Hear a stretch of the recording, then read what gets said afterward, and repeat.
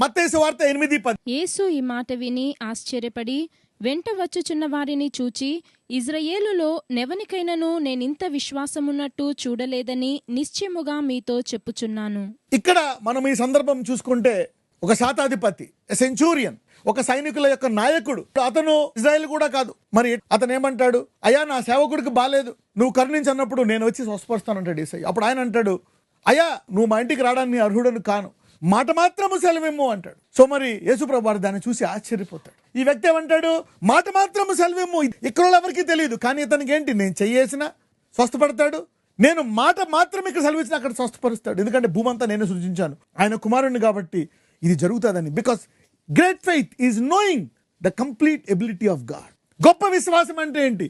దేవుని యొక్క సంపూర్ణ శక్తిని నమ్మడమే గొప్ప విశ్వాసం.